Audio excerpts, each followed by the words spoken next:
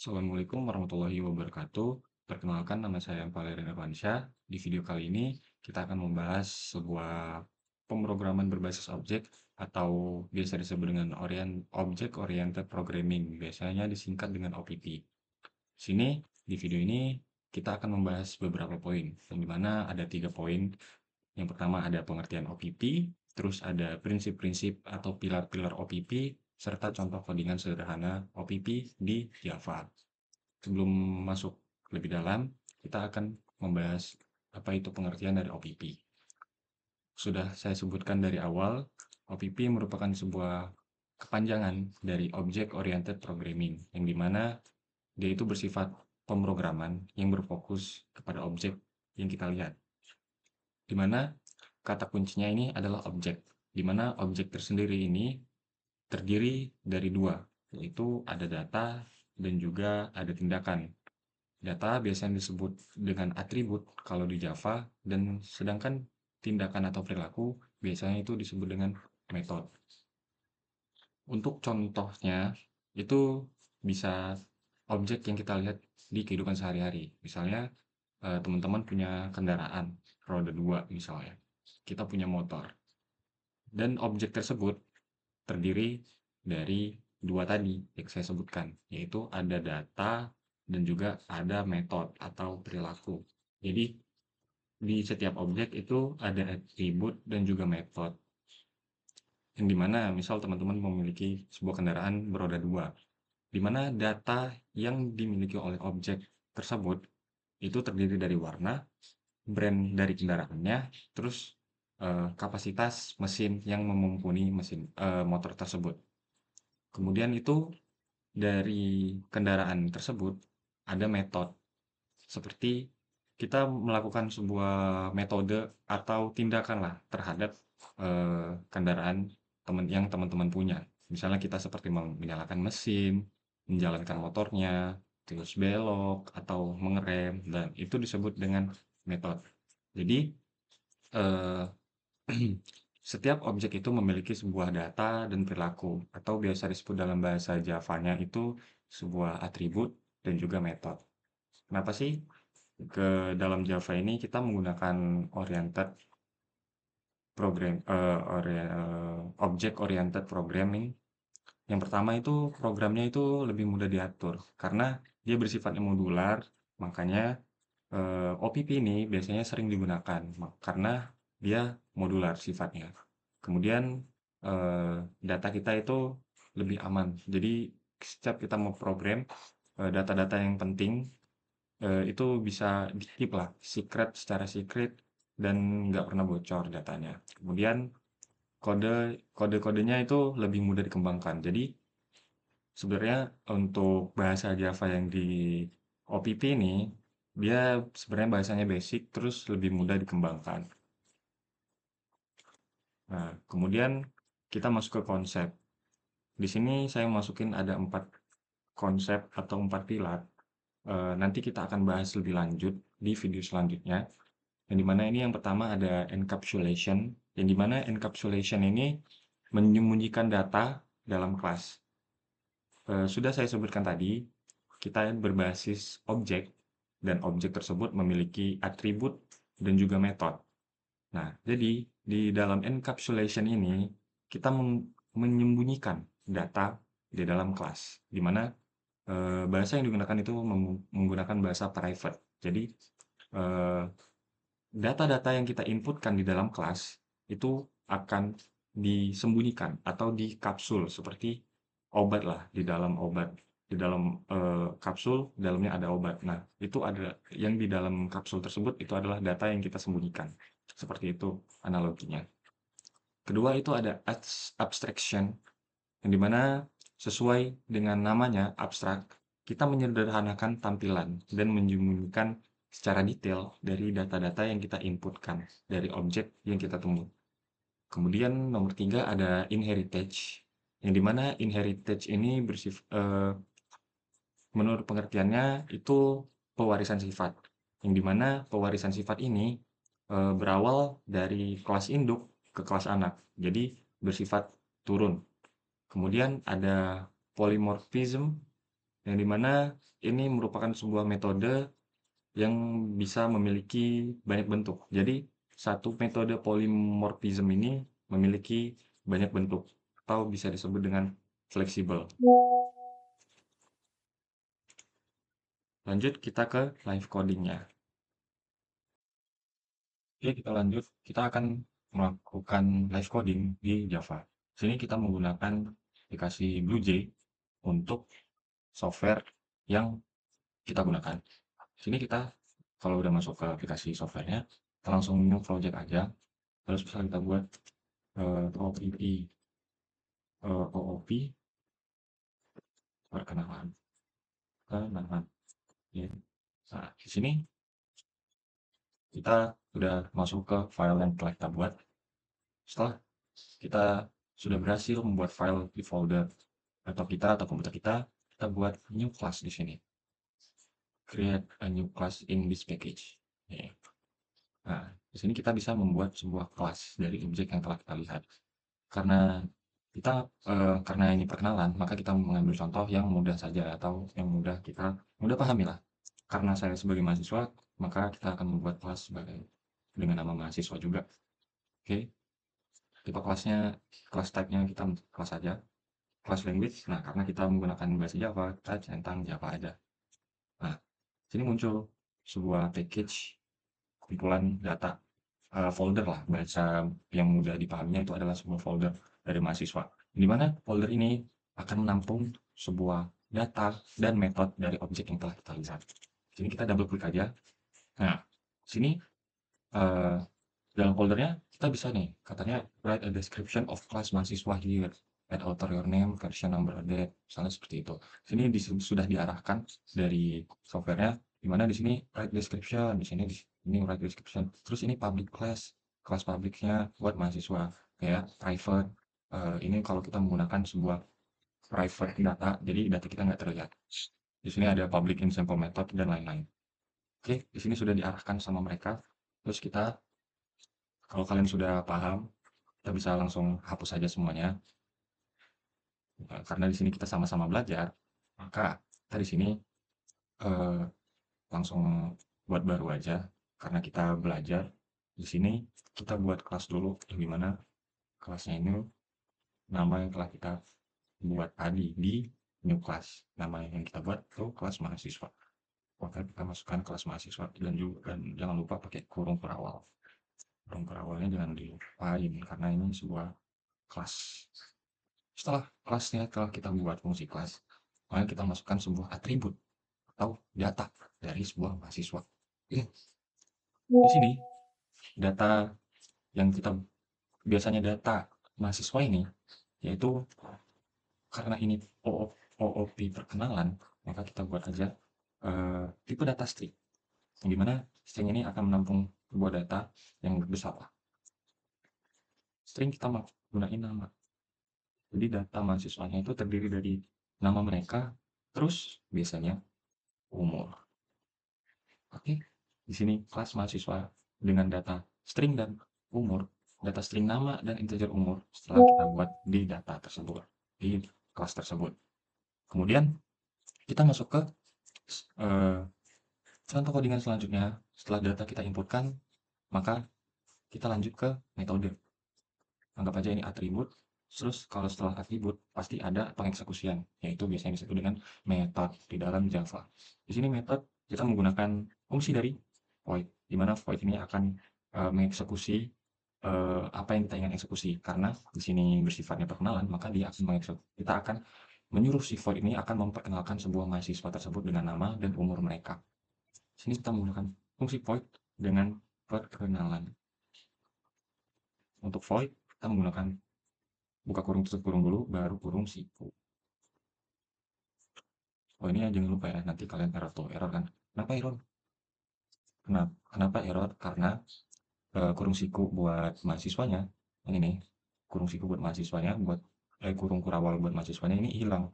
Nah, gimana cara biar nggak error? Kita giniin aja, kita buat baru kurung sikunya. Nah, sini nggak bakalan hilang. Nah, nah ini sebagai tanda juga nih. Kelas ini dia akan menampung seluruh data ataupun metode yang punya mahasiswa. Jadi kelas ini kayak kapsul lah. Jadi dia menampung seluruh data dan metode mahasiswa. Lanjut, di sini kita menggunakan void perkenalan, di mana karena void ini basicnya atau bahasa yang mudah dipahaminya itu akan menampilkan sebuah output dari metode yang kita buat nanti. Makanya kita menggunakan sistem titik out titik print ln. Fungsinya, fungsi dari sistem out print ln ini, dia akan menampilkan output yang kita inputkan. Jadi inputan yang kita masukkan itu akan di-outputkan. Jadi ini sebagai output lah akan menampilkan sebuah hasil dari data dan juga metode yang telah kita inputkan di dalam kelas mahasiswa ini. Kemudian setelah kita print line, eh, fungsi dari void-nya, kita buka kurung. Nah, karena ini bersifat perkenalan, maka kita buat halo, nama saya. Misalnya nih, contoh saja, nama saya, terus kita plus. Nah, ini sebuah inputan yang akan diinputkan oleh kita. Nah, plus nama plus. Nah, nama ini akan kita ganti di fungsi berikutnya.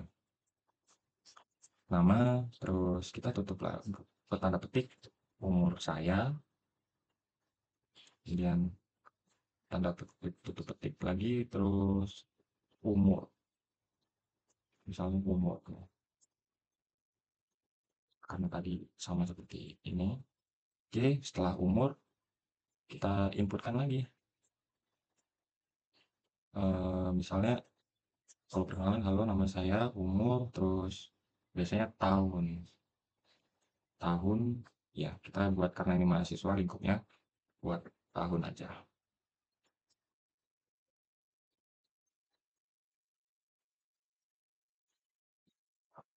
Oh, salah, salah, salah. Umur, set, tahun, set, set, in, ini, terus, kurung. Oke, ini kita besar aja. Ke tahun. Jangan lupa, titik koma. Wah, ininya, ini guys, kayaknya, ini error. Kenapa error ya? Ini, oh, salah guys. Ini yang pakai tanda petik harusnya umur baru tahun. Pantesan tadi kenapa nggak hijau tulisannya ya. Nah, setelah void-nya kita buat, kemudian kita lanjut ke main programnya. Yang dimana di sini kan karena kita mahasiswa, maka kita buat perkenalan dari mahasiswanya aja. Di sini jangan lupa kita buat di sini aja di dalam kelas mahasiswa. Jangan lupa. Terus kita lanjut ke public public class main. Public class main ini buat apa, Kak? Jadi public class main ini dibuat untuk menandakan bahwa program utamanya di sini. Oh, benar-benar. Nah, program utamanya di public class main. Program utama. Nah, di dalam public class main ini, kita buat sebuah public static. Buat apa? Ya kita akan mengeksekusi void yang telah kita buat. Jadi ini fungsi void atau metode yang telah kita buat tadi nanti dieksekusi di public static ini. Jadi fungsinya itu akan mengeksekusi dari akan menampilkan lah fungsi dari void tersebut. Public static void main. Harus void main kita masukkan itu data yang telah kita inputkan buat nama mahasiswa. Nah, buat terus statement terus this. Dan kita sini buat fungsinya. Oke, setelah seperti ini, nah jangan lupa buku kita, oh ini typo nih. Nah, klik ternyata. Nah, jangan lupa kalian harus teliti. Ini error di mana ya? Oh, nanti ya kita udah ya. Contoh santai.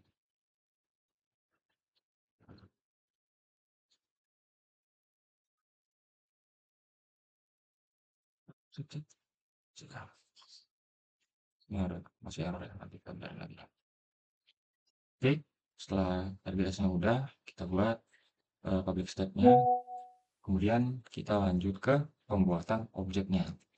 Karena ini objeknya perkenalan dari mahasiswa, kita buat mahasiswa, mahasiswa, mahasiswa MHS 1, misalnya mahasiswa yang pertama 1.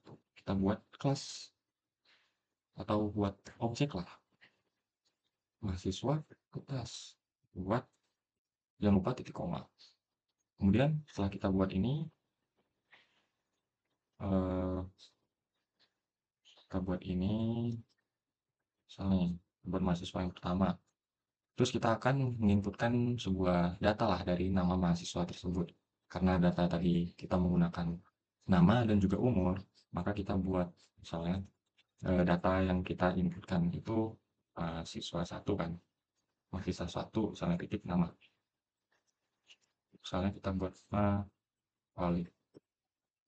Nah, kita buat nama Pali, terus ini buat nama, string namanya, terus 5S1 lagi, titik, umur. Misalnya umur, misalnya umurnya 18 tahun dah. Oh, ini nggak perlu, kalau umur nggak perlu tanda petik ya guys ya, karena dia berbentuk integer yang bakalan ke input kalau gitu. Terus setelah seperti ini, kita memanggil sebuah metodenya. Seperti, karena ini namanya mahasiswa ya, kita buat lebih singkat lagi bisa menjadi mahasiswa satu titik. Nah, setelah titik, kita inputkan void-nya tadi, atau metode yang kita buat tadi, misalnya perkenalan. Perkenalan. Jangan lupa typingan harus diperhatiin benar, karena ini di sini perkenalan nih, di sini juga perkenalan. Nah, di sini P-nya aja yang gede, itu bakalan kayak perkenalan. Oke, di sini kemudian setelah seperti ini bentuknya, kita akan membuat mahasiswa yang kedua misal. Kita membuat mahasiswa yang kedua. Ini buat variasi aja. Mahasiswa. Oke, setelah codingannya udah selesai, maka kita compile. Setelah kita udah compile di sini, no syntax error kata dia, dan di save sama dia informasinya. Kemudian kita close aja di sini. Setelah kita close, gimana Kak cara mengeksekusi dari kelas main ini, yang dimana berisikan sebuah data mahasiswa yang terdiri dari nama dan umur mereka. Kita di sini kita klik kanan. Nah, kita void main string. Nah, void main string eh, ini merupakan metode buat kita mengeksekusi tadi yang di dalam sini nih. Nih, nih, void main string kurung siku args, args. Oke. Nah, ini runningan ini kenapa munculnya dua? Karena tadi saya mencoba running lebih awal. Jadi dia akan menampilkan harusnya sih satu, tapi ini karena saya sudah running di awal tadi, maka dia nampil lagi. Terus dia akan menampilkan, halo, nama saya Vale, umur saya 19 tahun. Kemudian mahasiswa yang kedua, nama saya Irwan, umur saya 20 tahun. Nah, di sini sudah kita setelah kita running, kita bisa tahu kan dari satu kelas ini, maka kita bisa mengeksekusi perkenalan dari mahasiswa. Di mana di sini dia akan menampilkan data dari dua mahasiswa, yang dimana data tersebut terdiri dari nama mereka serta umur, mereka. Oke, oke teman-teman, cukup sekian penjelasan tentang OPP atau Object Oriented Programming di Java. Jadi intinya OPP ini merupakan sebuah program yang membuat kita lebih terstruktur untuk melakukan pemrograman. Jadi secara terstruktur dan juga mudah dipahami oleh teman-teman sekalian yang awam dan mencoba untuk belajar OPP di Java. Karena kenapa mudah dipahami? Karena basicnya kita menggunakan objek, kita menggunakan benda yang setiap hari kita lihat. Seperti yang saya sebutkan tadi, seperti kendaraan bermotor atau pena, pensil, yang dimana setiap objek memiliki atribut dan juga metode. Kemudian kalian bisa coba sendiri seperti, objek lain-lainnya. Di sini saya menggunakan objeknya sebagai mahasiswa, dan semoga video ini bermanfaat, dan jangan lupa, belajar terus dan jangan patah semangat. Sekian, terima kasih.